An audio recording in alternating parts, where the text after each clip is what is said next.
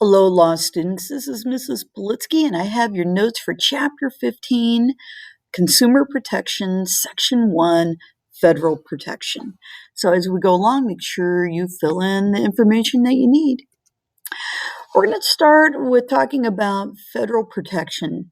And there's a term, a Latin term known as caveat emptor, which is known as let the buyer beware. Anytime that we go out and buy things, it's really up to us to be aware of the things that we're buying. And consumer laws have been written to kind of help us. And there's really kind of four reasons for this. One, to help protect against the production and sale of substandard or dangerous consumer goods. So things that are not up to safety standards or things that could possibly harm us. The laws are there to kind of make sure that we're protected. Another reason is to prohibit the improper trade practices, things that might be unfair to other people in business. And for a time in our country that there were some unscrupulous kind of activities going on in the business world.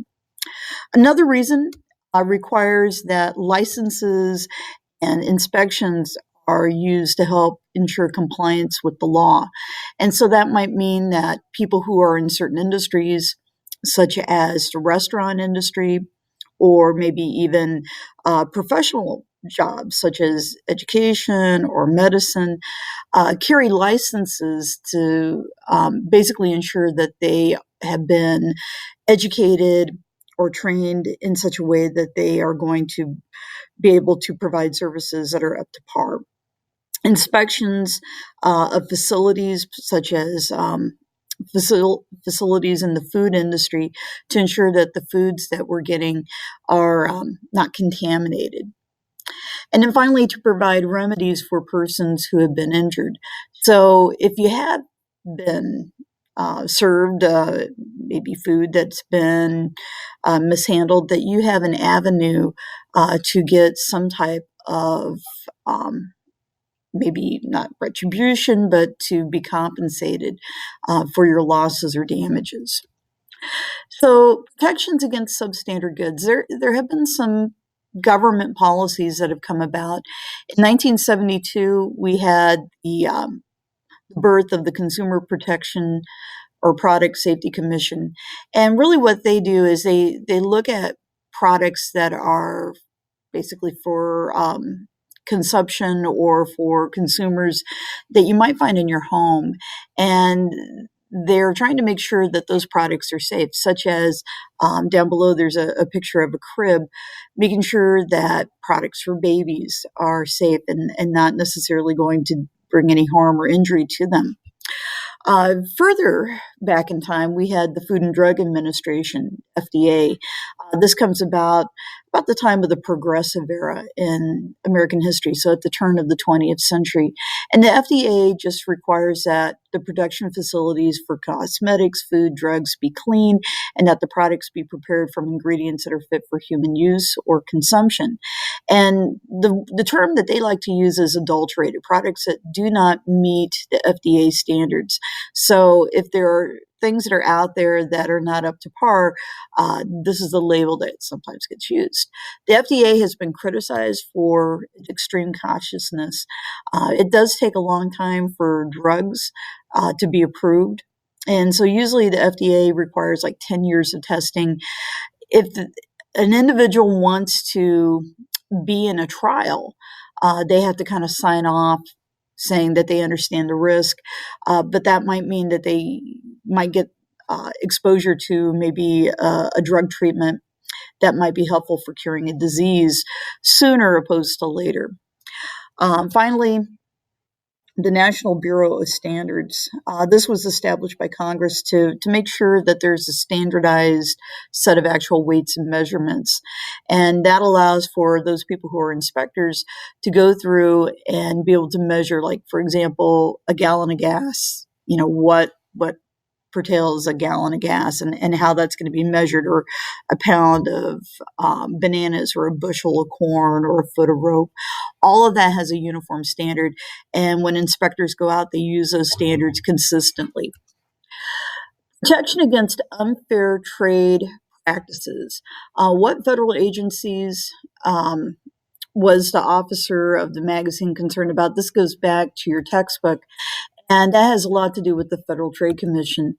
The Federal Trade Commission is concerned with preventing unfair trade practices in interstate commerce. False or misleading advertising.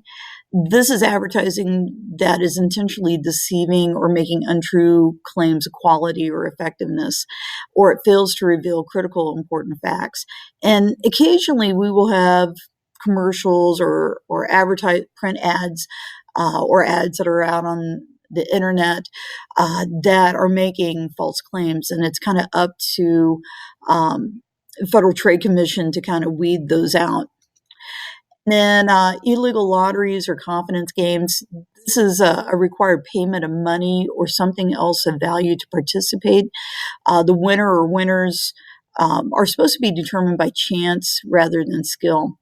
And the prize that is out there to be won.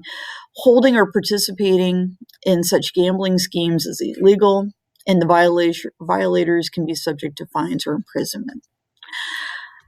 Uh, Along with that, we have unfair pricing methods. This is intentionally misrepresenting the goods that are being sold at a considerable discount or stating that the price charged for the goods is a wholesale price.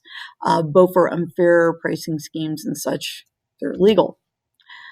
Mislabeling of goods, basically out there saying that uh, you're getting a new and improved product. Maybe the shape or the size of the container cannot deceive the consumers.